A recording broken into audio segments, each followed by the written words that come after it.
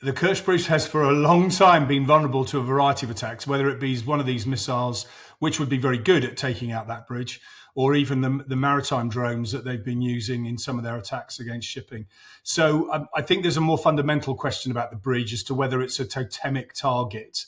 And as to whether that's seen as a step too far. So everybody's trying to control the escalation here, whether it be Russia or Ukraine or even the West in providing systems. But yeah, the Kerch bridge is one of those totemic targets that you kind of wonder when it will happen and what difference it will make. Of course, one of the arguments for not taking out the Kerch bridge is it increases the need for Russia to maintain a land bridge to Crimea. So there's a lot of factors at play with the bridge. The news announced by the German Chancellor that Ukraine can now use the missiles that have been donated by the West at unlimited ranges. How significant do you think that is? Yeah, it's very significant. In fact, the noise that Russia is making about it tells you all you need to know about how significant it is from Russia's point of view.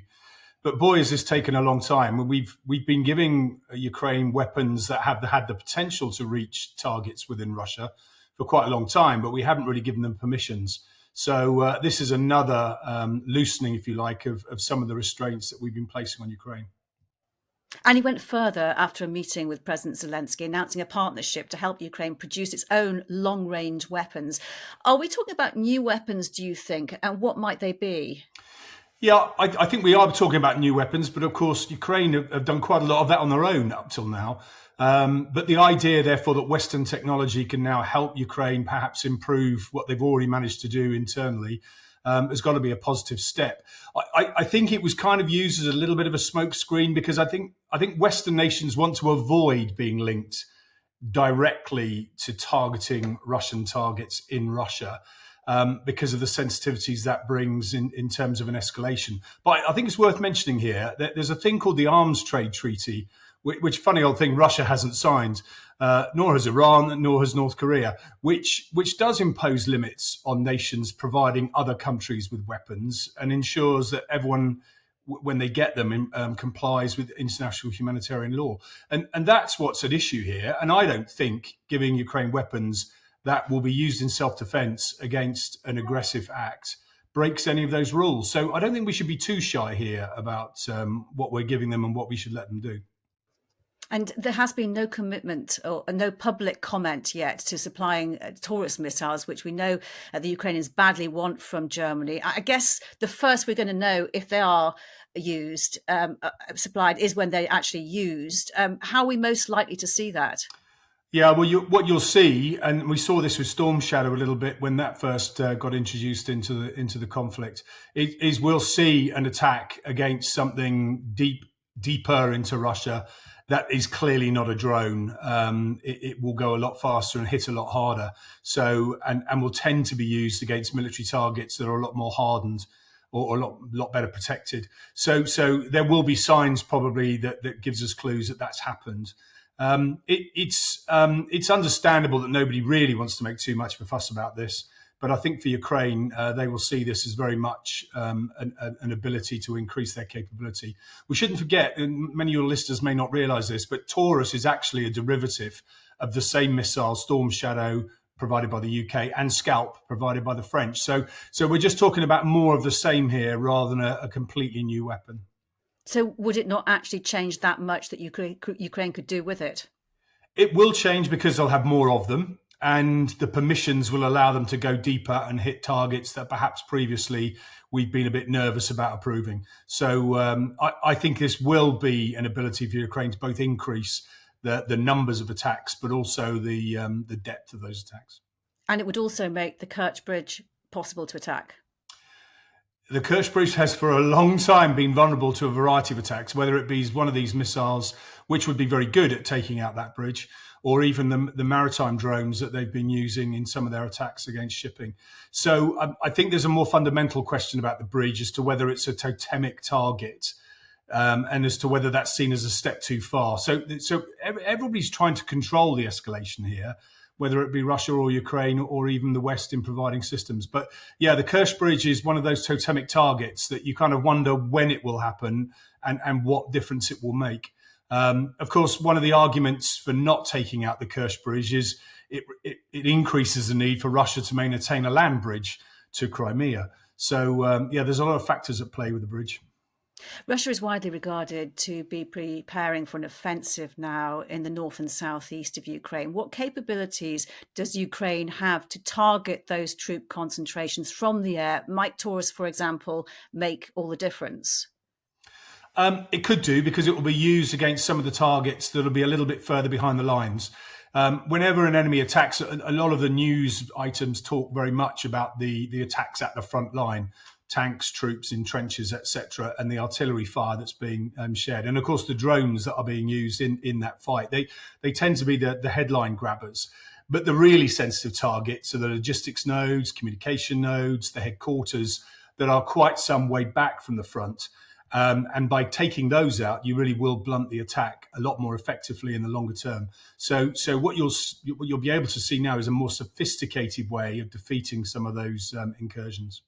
And a few days ago, Russia conducted one of its largest drone and missile attacks on Ukraine to date. It followed 3 nights of record strikes. How has it actually managed to step up its air war?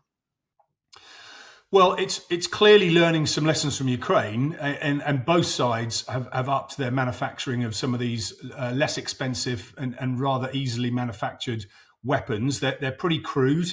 They fail a lot. They get shot down a lot, but some get through. And even the ones that you shoot down end up falling on the ground and cause damage. I think the news today was a strike on Moscow that's hit a block of flats, but it looks like the missile did that because it was hit by a Russian air defense missile. So there's a lot of ironwork here being thrown at each other. You've also seen Iran, who are obviously providing some of this technology, also a non-signatory of the Arms Trade Treaty. And what we're seeing with Russia is a very different type of attack. We're seeing it a little bit less discriminate, and certainly against the population, effectively a terror weapon. What you're seeing Ukraine trying to do is take out targets like energy, drone manufacturing factories, etc. So they're trying to basically take some of the strategic depth of Russia away from it. And to that point, is there an alternative, do you see, to the Patriot missile system that would be effective, that we could provide to Ukraine now? Yeah, when you say we, I mean the UK. Unfortunately, this is not an area that we're well prepared. The UK for the longest time now has not been considering a threat like this, and our defence investment has dropped accordingly. Not only have we spent less money on defence over the decades, we haven't spent an awful lot of it on air defence systems. What's going to be very interesting, if indeed it is next week, is how the Defence Review tries to address that. Because unless we are, unless we're able to start producing something of our own, we don't really have anything to offer Ukraine in this area. The one system that we have that could help Ukraine, unfortunately, is on our ships. And unless we're going to stick our ships in the Black Sea, then we aren't really able to help. And what about other European allies? Yeah, well, a lot of them use Patriot as well. So there is a sort of a heavy reliance here on a single supply chain, which of course is from America, which brings its own challenges these days. So there is a lot of work going on within Europe and within NATO to now look at its own systems and to look at how it can now meet this threat on its own, using its own productions and its own systems. So there's a lot of work to be done on what we call in the military the integrated air and missile defense. We've heard Trump talk about Golden Dome, and we know about the Iron Dome in Israel. We're talking about something similar. Unfortunately, the title is a bit misleading, but what we are certainly talking about thickening our ability to defend against some of these threats, particularly ballistic missiles. Now, you mentioned it earlier, and Ukraine has also stepped up its aerial assaults on Russia in recent weeks. It's closed multiple airports and targeted Russia's defence industrial base. Russia's defence ministry said this week it had shot down 296 Ukrainian drones. I mean, obviously, Ukraine has not commented on that. What kind of impact do you think these strikes into Russia are having, though? Yeah, well, the first thing to say is it's not unusual for military leaders in Russia to not quite tell the truth to their boss and try and project, shall we say, the best possible outcomes. Otherwise, they're in big trouble and they don't last very long. So I take what Russia says it's done with a pinch of salt. The fact of the matter is we are seeing Ukraine target with relatively unsophisticated systems. They are increasing in their sophistication, but these are relatively easy to make drones that are striking targets around Moscow. And that must be a factor of huge embarrassment to the Russian armed forces and to Putin. Now, if he's trying to portray that he's got this under control and it's a special military operation limited to Ukraine, there must be quite a few people in Russia now reading their newspapers or waking up to the sounds of explosions or black smoke hanging over the suburbs of Moscow, wondering what the hell's going on. So I think the impact that this is having in particular is that psychological impact.